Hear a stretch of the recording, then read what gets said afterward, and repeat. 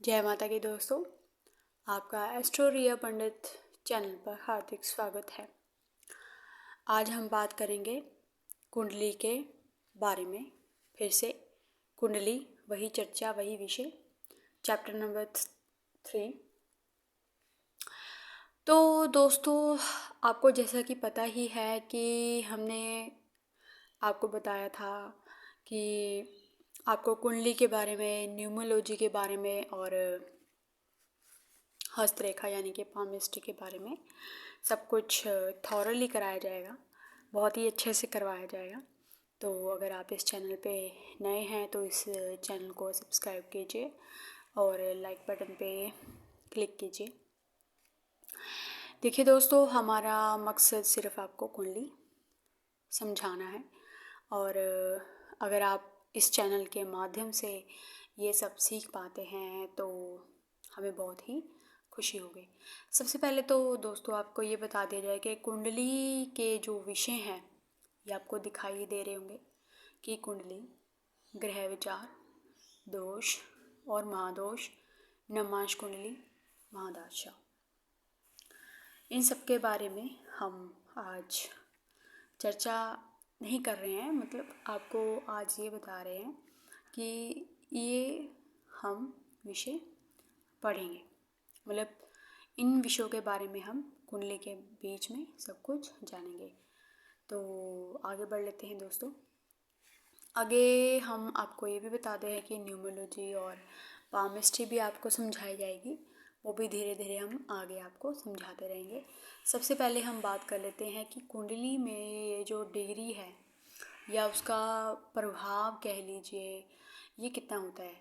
मान लीजिए दोस्तों, अगर कुंडली में 0 से 6 डिग्री लिखी हुई है, यहाँ पे आपको चंद्र दिख रहा है, यहाँ पे 16 डिग्री लिखी हुई है।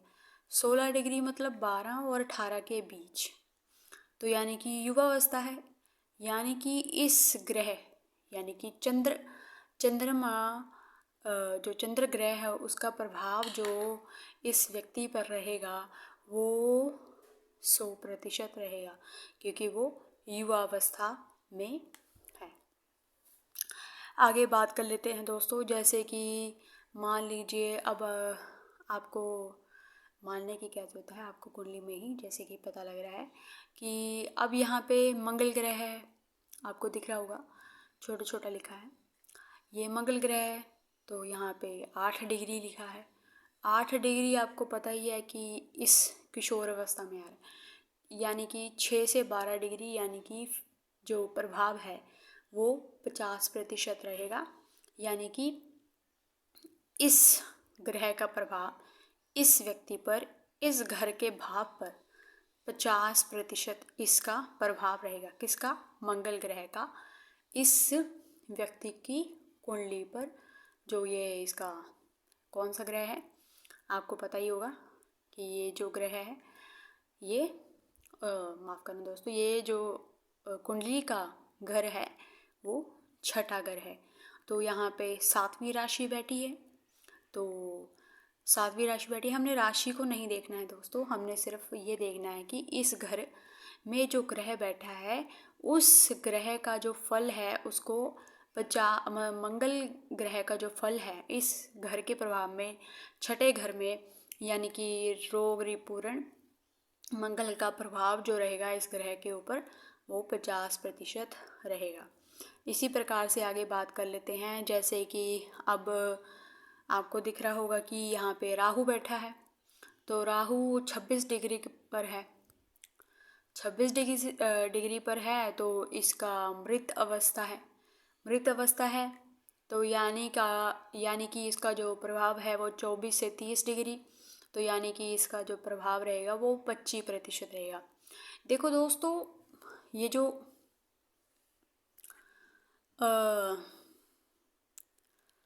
ग्रह है ये 30 डिग्री के अंतराल पर है। कहने का भाव आपको आगे बताया जाएगा, पहले हम आपको ये इसके बारे में बता देते हैं। यदि हम आपको अभी बताने लगेंगे तो आप समझ नहीं पाएंगे। तो पहले हम इसी विषय पर चर्चा करते हैं कि ये जो डिग्री है ये डिग्रियाँ अगर यहाँ पर लिखी हो तो इसका जो प्रभाव है वो इतना प्रतिशत रहेगा। बस ये हम आपको बात समझाना चाहते हैं इस चार्ट के मुताबिक, इस आज के पाठ जो है वो उसके मुताबिक। आगे बात कर लेते हैं दोस्तों कि अगर कुंडली में ग्रह वक्रीय हो, अस्त हो, वर्गोत्तम हो, ऊंच हो या नीच हो तो उसका अर्थ क्या होता है।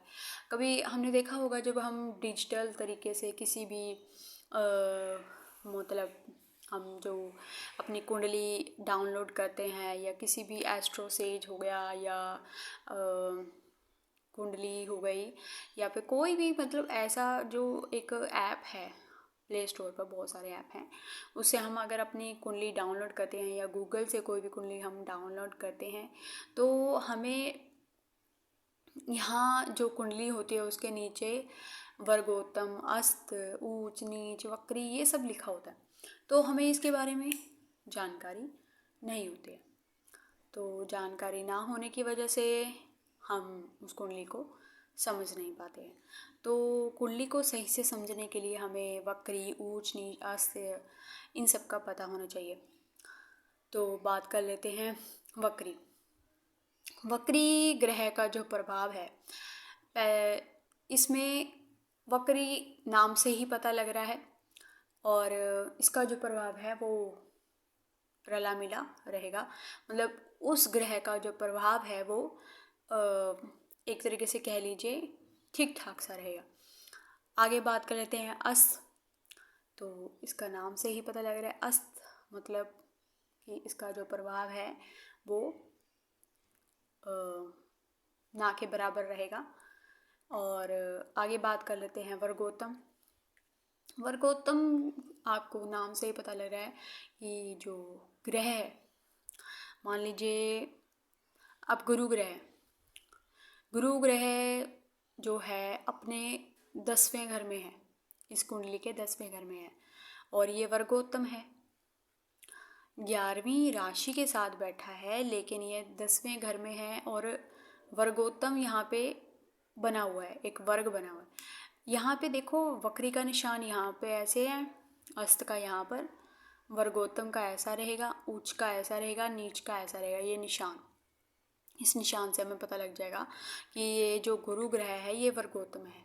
मतलब ये गुरु का जो प्रभाव है इस कुंडली के 10वें घर पर वो बहुत ही अच्छा रहेगा, बहुत ही उत्तम रहेगा। तो इसी प्रकार से ऊंच अब इसके नाम से ही पता लग रहा है कि इसका जो ग्रह है, कुंडली में जो ग्रह है, अब यहाँ पर तो कोई ग्रह ऐसा कुंडली में दिख नहीं रहा कि जो ऊंच का हो। तो हम एग्जाम्पल के लिए ले लेते हैं, मान लीजिए सूर्य है और ये ऊंच का है, ऐसे हम एरो बना देते हैं। एरो मुझसे इससे बनेगा एरो। तो ये सूर्य है ये ऊंच का है और 7वें घर में है। तो यानी कि इस सूर्य का प्रभाव इस ग्रह, जो ये घर है 7वां ग्रह, मतलब कुंडली का 7वां ग्रह है या घर है कह लीजिए, तो सूर्य का प्रभाव इस पर अधिक रहेगा। कहने का मतलब यह है कि सूर्य जो है वो शुभ फल देगा। इसी प्रकार से नीच है। अब नीच आपको 2 ग्रह दिख रहे हैं, ये शुक्र भी नीच का है और मंगल भी नीच का एरो बन रखा है। तो इसका मतलब ये है कि जो मंगल नीच का है उसका प्रभाव या तो कभी शुभ हो जाएगा या कभी हानि हो जाएगा। मतलब इस तरीके से रहेगा, या तो कभी बहुत ही अच्छा फल देगा या कभी बहुत ही डगमगा जाएगा। इसी प्रकार से अब शुक्र है, इसका भी ऐसे ही रहेगा, ये कभी तो बहुत अच्छा फल दे रहा है, कभी बहुत हानि पहुंचा रहा है। लेकिन इस सब को देखने के लिए जो व्यक्ति की कुंडली है वो अच्छे से देखना ज़रूरी है।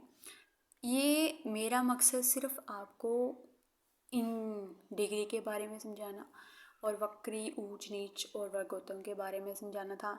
अब आप कंफ्यूज मत होना कि यहाँ पर शुक्र 6 डिग्री का है, तो यहाँ पे तो मैडम ने बताया था कि 25% है, तो अब यहाँ पे शुक्र नीच का है। तो आपको पता ही है, मैंने आपको बताया है, या तो शुक्र कभी बहुत ही अच्छा फल देने लगेगा या कभी बहुत ही खराब फल देने लगेगा। इसी प्रकार से मंगल है, तो मंगल का 6 से 12, यहाँ पे 8 डिग्री लिखा हुआ है, तो यहाँ पे 50%, मैंने आपको बताया कि 50% या तो हानि होगी या 50% लाभ होगा, क्योंकि ये नीच का है। एक और एग्जांपल ले लेते हैं, अच्छे से समझेंगे। जैसे अब सूर्य, मान लीजिए मैंने आपको सूर्य कहा है, ये 12 डिग्री कह लीजिए या 15, चलो 15 ले लेते हैं हम। 15 डिग्री का है सूर्य और ऊंच में बैठा है, ये एरो ऊंच का है, तो 15 डिग्री पर है, तो यानी कि अपनी युवा अवस्था में है, यानी कि ये जो सूर्य है वो 100% फल देगा। अभी मान लीजिए यहाँ पे 15 ना होकर, इसको काट देती हूँ मैं, नहीं तो आपको समझ नहीं आएगा।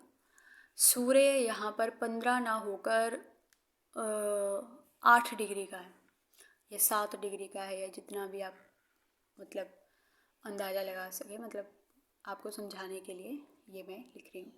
8 डिग्री का है, तो ये किशोर अवस्था है, यानी कि 6 से 12 डिग्री यानी कि 50%, यानी कि इसका जो फल है वो अच्छा तो रहेगा, ऊंच का तो रहेगा, मतलब अच्छा फल देगा, लेकिन सिर्फ कितना, 50%। और एक और एग्जांपल दे देते हैं, मान लीजिए ये सूर्य 8 का ना होकर 5 डिग्री का हो, तो 0 से 6 डिग्री यानी कि बचपन, यानी कि बाल्यावस्था, तो यानी कि 5 डिग्री, यानी कि इस सूर्य का प्रभाव अच्छा रहेगा, इस घर पर सूर्य का प्रभाव अच्छा रहेगा, लेकिन 5 डिग्री है, तो यानी कि सिर्फ ये प्रभाव 25% ही इसका अच्छा रहेगा, सिर्फ 25% ही अच्छा रहेगा, इससे ज़्यादा नहीं रहेगा। समझ आई बात? तो आगे हम आपसे एक चार्ट दिखाना चाहते हैं, तो आपको ये ऊंच नीच अस्त ये सब आप भूल सकते हैं। ऊंच नीच अस्त वक्री वर्गोत्तम, ये सब की डेफिनेशन हम आपको दिखाना चाहते हैं। इसका आप स्क्रीनशॉट ले सकते हैं, इसका भी आप स्क्रीनशॉट ले लीजिए ताकि आपको सही से याद रहे।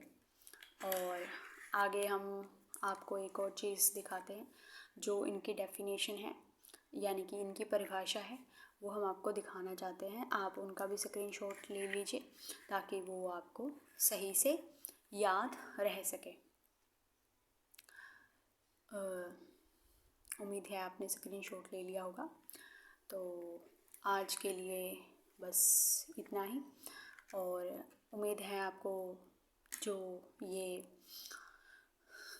टॉपिक है कुंडली के बारे में आपको समझ आया होगा, और आपका यहाँ तक बने रहने के लिए बहुत बहुत धन्यवाद।